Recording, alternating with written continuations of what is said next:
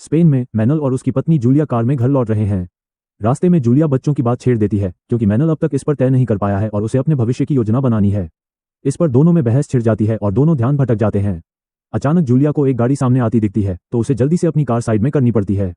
दुर्भाग्य से उनकी कार सड़क के बीचों बीच आ जाती है और अचानक एक बड़ा ट्रक उनकी कार को टक्कर मारता है जिससे गाड़ी उलट पलट जाती है। एक साल बाद मैनल जो अब विधुर है अपने बिल्ली के साथ अकेला रह रहा है। टीवी पर रिपोर्टर ये खबर दे रहे हैं कि यूएन सीमाएं बंद करने पर विचार कर रहा है क्योंकि एक अजीब सा वायरस फैला हुआ है। सावधानी के सारे उपाय धरे रह गए हैं और लोग पागलों की तरह सीमाओं पर टूट पड़े हैं, किसी तरह बच निकलने की जद्दोजहद में हिंसा तक पर उतर आए हैं। मैनल गहरे गम में खोया दुनिया की इन तबाही की खबरों को अनसुना कर देता है। आखिरकार वो बेजारी से टीवी को म्यूट कर देता है। उसे बिल्कुल एहसास नहीं होता कि अस्पताल के सिक्योरिटी फुटेज में एक मरीज धीरे धीरे मौत की हदों को पार करते हुए एक डरावने ज़ॉम्बी में तब्दील हो रहा है।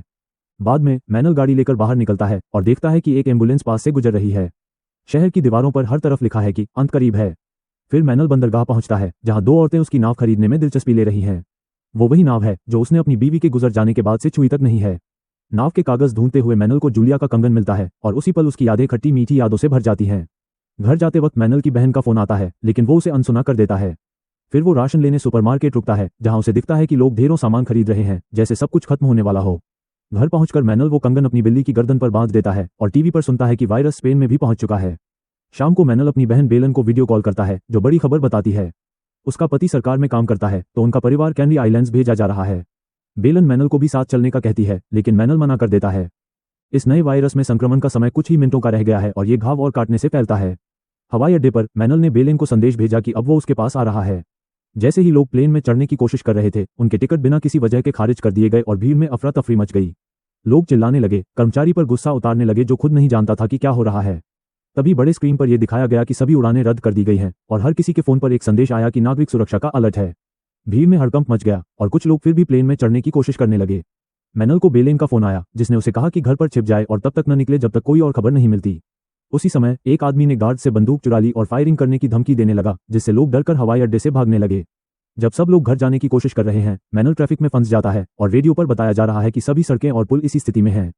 ऊपर से सैनिक हेलीकॉप्टर उड़ते हुए गुजरते हैं और लोग अपनी गाड़ियों से उतरकर दूसरे ड्राइवरों से बहस करने लगते हैं। खबरों में बताया जा रहा है कि सैनिकों को सुरक्षित निकाला जा चुका है और लोग इतनी हिंसा कर रहे हैं कि कई जवान घायल हो गए हैं। आखिरकार कई ड्राइवर इंतजार करते करते थक जाते हैं इसलिए वे अपनी गाड़ियां छोड़कर पैदल निकल पड़ते हैं। मैनल अपनी बिल्ली को उठाता है और वही करने का फैसला करता है। जब वह रात के समय अपने मोहल्ले पहुंचता है तो देखता है कि कुछ सैनिक एक इमारत के चारों ओर घेराबंदी कर रहे हैं ताकि एक खास सुरंग खोद सकें। वहां से अजीब आवाजें आ रही हैं और मैनल हैरान रह जाता है जब देखता है कि दो सैनिक एक ज़ोंबी को सुरंग से बाहर ले आ रहे हैं जबकि एक पत्नी अपने बीमार पति के लिए बाहर रो रही है। ज़ोंबी को एक मिलिट्री गाड़ी में ले जाया जाता है और मैनल को एहसास होता है कि वह आदमी उसे जानता था। इसके बाद मैनल घर लौटता है और थकावट में सो जाता है। उस रात मैनल को उस हादसे और जूलिया की मौत के सपने आते हैं। अगली सुबह बेलिन मैनल को वीडियो कॉल करती है और बताती है कि वे सुरक्षित जोन बनाने की योजना बना रहे हैं ताकि लोगों को फिर से व्यवस्थित किया जा सके। लेकिन सेना में बहस हो रही है क्योंकि जितने अधिक लोग वे लेंगे उतने ही अधिक वायरस को सुरक्षित जोन में लाने के चांस बढ़ जाते हैं और दूसरे देशों ने ऐसा करने की कोशिश में पहले ही बहुत परेशानी झेली है। वो मैनल को सलाह देती है कि किसी भी हाल में घर पर ही रहो। जल्द ही सभी बड़े शहरों ने क्वारंटाइन की घोषणा कर दी है और किसी को भी वहां शरण लेने नहीं दिया जा रहा जिससे सड़कों पर और भी हंगामा मचने लगता है। वायरस अब काबू में नहीं रहा और लोग अपने पड़ोस में ज़ोंबी को लोगों को खाते हुए देखने लगते हैं जिसे वे सोशल मीडिया के लिए रिकॉर्ड कर रहे हैं। दूसरे लोग वीडियो बनाकर ये साझा कर रहे हैं कि कैसे अपनी सुरक्षा के लिए आमा बनाया जाए और खुद का बचाव किया जाए। उस दोपहर सरकार ने आपातकाल की घोषणा कर दी है और नए प्रतिबंध लागू हो गए हैं। अब सभी व्यावसायिक गतिविधियां दोपहर 2 बजे के बाद बंद होनी चाहिए और जनता को सैनिकरण किया जा सकता है। जब मैनल अगली बार बाजार जाता है तो वहां लगभग कोई खाना नहीं बचा है और लोग एक दूसरे से सामान छीनने लगे हैं। मैनल जल्दी जल्दी जो भी सामान मिल रहा है उठाता है और जब वह बाहर निकलता है तो उसे जेट विमानों को उड़ते हुए देखता है। फिर वो एक पेट्रोल पंप पर और सामान लेने रुकता है। तभी एक जख्मी पुलिस वाला वहां आता है और मैनल से टकराते ही खुद को स्टेशन के स्टोव के अंदर बंद कर लेता है। दरवाजे को अपनी हथकड़ी से बंद कर देता है। कुछ ही देर में और लोग उस इलाके में दौड़ते हुए आ जाते हैं मदद के लिए चिल्लाते हुए। अचानक एक ज़ॉम्बी एक दूसरे पुलिस वाले पर कूद पड़ता है और उसके चेहरे को कुतरने लगता है। मैनल ने एक झाड़ू उठाई और अपने आप को बचाने के लिए तैयार हो गया, लेकिन जब ज़ॉम्बी उसके करीब आने वाला होता है तो गिरे हुए पुलिस वाले ने गोली चला दी जिससे ज़ॉम्बी का खून मैनल के चेहरे पर गिर जाता है। स्टोव के अंदर पहला पुलिस वाला कांच पर जोर से थप्पड़ मारता है क्योंकि वह बदलने लगता है। मैनल चिंतित है और गिरे हुए पुलिस वाले की हालत देखना चाहता है, लेकिन वह जमीन पर गोली चलाकर उसे दूर रखने की कोशिश करता है। जब मैनल अपनी चीजें लेकर बाहर निकलता है तो पुलिस वाला खुद को खत्म कर लेता है। उस दिन बाद में राष्ट्रपति आखिरकार टीवी पर आते हैं और एक लंबे लॉकडाउन की घोषणा करते हैं। जो लोग सेना के साथ सहयोग नहीं करेंगे और उनके निकासी योजनाओं का पालन नहीं करेंगे उन्हें कड़ी सजा दी जाएगी। इंटरनेट पर मिले ट्यूटोरियल्स को देखते हुए मैनल अपने औजारों का इस्तेमाल करके अपने घर की बाहरी दीवारों को मजबूत करता है और एक सुरक्षा कैमरा लगाता है। शाम को सेना मैनल के मोहल्ले में पहुंचती है ताकि उसे एवैक्यूएट किया जा सके, लेकिन बेलन उसे एक संदेश भेजती है कि वह घर पर ही रहे और जल्दी ही उसकी मदद करने आएगी। मैनल लाइट्स बंद कर देता है और अपने बिल्ली के साथ छिप जाता है जब वो सुनता है कि सैनिक उसके दरवाजे पर दस्तक दे रहे हैं। शुक्र है कि वे दरवाजा नहीं तोड़ते और उसे खिड़की पर भी नहीं देखते, इसलिए वे चले जाते हैं। 2 हफ्ते बाद मैनल के पास खाने की चीजें खत्म होने लगी हैं और वह अपनी बहन को भी नहीं बुला पा रहा क्योंकि सर्विस बंद हो गई है। बहुत सोच विचार के बाद वह अपनी आत्मरक्षा के लिए कुछ औजार उठाता है, अपने शरीर को कई परतों से ढकता है और आखिरकार अपने घर से निकल पड़ता है। वो कई घरों में घुसकर खाने की तलाश करता है, लेकिन अफसोस उसे कुछ भी नहीं मिलता। कुछ घंटों की तलाश के बाद वो एक घर में जाता है जहां उसे एक बूढ़ी महिला गैब्रिएला मिलती है जो व्हीलचेयर पर है और इसलिए वह निकासी में शामिल नहीं हो सकी। उसके पास भी खाने का कोई सामान नहीं है, लेकिन वह उसे उन घरों के बारे में बताती है जहां कुछ हो सकता है, क्योंकि उसने लॉकडाउन से पहले अपने पड़ोसियों को बहुत सारा सामान खरीदते देखा था। मैनल उस सूची के हर घर में जाता है और अंततः उसे खाना और अन्य उपयोगी सामान मिलने लगते हैं, जिसमें एक साइकिल भी शामिल है। मोटरसाइकिल की बदौलत मैनल और दूर जाने की हिम्मत करता है और काफी सारा खाना इकट्ठा करने में सफल हो जाता है, जिसे वह गैब्रिएला के साथ बांटता है। वो उसे एक वॉकी टॉकी भी देता है ताकि वह बाहर रहते हुए उससे बात कर सके। अब केवल एक ही घर बचा है, वो घर जहां सैनिकों ने ज़ॉम्बी को पाया था। मैनल को खाने का कुछ नहीं मिलता, बस एक टैंक में मुर्दा मछलियां पड़ी होती हैं। तभी उसे पीछे किसी की मौजूदगी का एहसास होता है और वो जल्दी से फायर करता है, सोचता है कि ये कोई ज़ॉम्बी है, लेकिन वो तो एक आम इंसान होता है जो मनल को आक्रामक समझकर तुरंत भाग जाता है। मनल का दिल तेजी से धड़कता है, उसे समझ नहीं आता कि अब क्या करे। बस उसी घड़ी में उसकी आंखों के सामने एक नई मुसीबत आ जाती है। जाने से पहले मनल एक आखिरी अलमारी चेक करता है और आखिरकार उसे और खाने का सामान मिल जाता है। दिन बीतते हैं और मनल और गैब्रिएला अक्सर साथ में खाना खाने मिलते हैं। एक रात मनल शराब पीकर थोड़ा बेहोश हो जाता है और गैब्रिएला को एक मैसेज भेजता है जिसमें वो लिखता है कि उसे अपने परिवार के साथ ज्यादा समय न बिताने का बहुत अफसोस है। उसकी बातें सुनकर दिल भर जाता है, जैसे वो अपनी पुरानी यादों में खो जाता है। उसकी भावनाएं उफान मारती हैं और अकेलेपन का एहसास उसे और भी भारी कर देता है। फिर मनल फिर से उस हादसे का सपना देखता है, याद करते हुए कैसे उन्हें हेलीकॉप्टर में अस्पताल ले जाया गया था। अचानक उसे गैब्रिएला की आवाज से जगाया जाता है जो वॉकी टॉकी पर कह रही है कि वो रेडियो चालू करे। मनल जल्दी से रेडियो चालू करता है और सुनता है कि एक आवाज कह रही है कि वो बचे हुए लोगों को एक सुरक्षित जगह पर भेज रहे हैं। वो उस बचाव दल के लिए लोगों को कोऑर्डिनेट साझा कर रहे हैं। मनल की आंखों में उम्मीद की किरण जग जाती है, जैसे कोई नया रास्ता उसे दिखा रहा हो। उसका दिल धड़कने लगता है, जैसे जिंदगी एक बार फिर से उसे बुला रही हो। गैब्रिएला उन पर भरोसा नहीं करती, लेकिन मनल उसे बताता है कि उनके पास खाना खत्म हो रहा है। वो समूह एरोजा के मुहाने पर है और मनल कहता है कि वो अपनी नाव से वहां पहुंच सकते हैं, लेकिन गैब्रिएला ये कहकर मना कर देती है कि वो चल नहीं सकती क्योंकि वो बोझ बन जाएंगी। मनल उसकी बात नहीं सुनता और उसे वादा करता है कि वो उसकी पूरी देखभाल करेगा। उसकी आंखों में एक अद्भुत दृढ़ता झलकती है, जैसे वो कह रहा हो कि वो किसी को अकेला नहीं छोड़ सकता। मनल के दिल में एक उमंग होती है, जैसे वो अपनी दोस्त को नई जिंदगी देने का संकल्प कर रहा हो। अगली सुबह मनल को बहुत चिंता होती है जब गैब्रिएला उसके फोन कॉल्स का जवाब नहीं देती। वो दौड़कर उसके पास जाता है और देखता है कि उसने खुद को खत्म कर लिया है। उसने एक नोट छोड़ा है जिसमें उसने मनल का धन्यवाद किया है उन कुछ दिनों के लिए और कहा है कि उसे खुद को बचाना चाहिए। वापस लौटते समय मनल पर अचानक एक ज़ॉम्बी हमला कर देता है जो उसे हथियार से वंचित कर देता है। कुछ संघर्ष के बाद मनल ज़ॉम्बी को लात मारकर दूर फेंक देता है और एक कार पर कूद जाता है, लेकिन ज़ॉम्बी उसकी टांग पकड़ लेता है ताकि उसे नीचे खींच सके। संघर्ष जारी रहता है जब ज़ॉम्बी मनल की बाह पर काट लेता है। खुदा का शुक्र है यह उसकी त्वचा को नहीं चीरता, उसकी सुरक्षा की वजह से, हालांकि वह प्राणी उसके चेहरे पर खून थूक देता है। मनल कार का दरवाजा खोलने के लिए बढ़ता है और ज़ॉम्बी को कार से मारना शुरू कर देता है। उसकी सिर टूटे हुए कांच में फंस जाता है। फिर वो अपने हथियार को लेने के लिए दौड़ता है और जैसे ही ज़ॉम्बी खुद को आज़ाद करती है उसे मारने के लिए गोली चला देता है। फिर वो उसके पास से उसकी पहचान पत्र उठाता है और उसे उसकी छाती पर रख देता है ताकि अगर अधिकारियों को मिले तो पहचान सकें। बाद में घर लौटकर वो अपने हथियार को साफ करने के लिए पानी उबालता है और बेलन को एक और संदेश भेजता है जिसमें कहता है कि वो अब उसका इंतजार नहीं कर सकता, लेकिन अभी भी कोई नेटवर्क नहीं है। फिर मनल अपनी बिल्ली के साथ बाइक पर निकल जाता है, सुनसान सड़कों पर तेजी से दौड़ते हुए। आखिरकार उसे एक बैरियर मिलता है, इसलिए उसके पास जंगल से गुजरने के अलावा कोई चारा नहीं होता। वहां उसे ज़ॉम्बियों का पीछा करना पड़ता है जो उसे पकड़ने के लिए तेज नहीं है। कभी कभी वे कूदने की कोशिश करते हैं, इसलिए मनल को बचने के लिए ध्यान रखना पड़ता है। जब वो एक सुनसान कैंप में पहुंचता है तो उसे वहां जो कुछ भी मिल सकता है उसकी चिंता होती है, लेकिन उसके पास कोई और रास्ता नहीं है।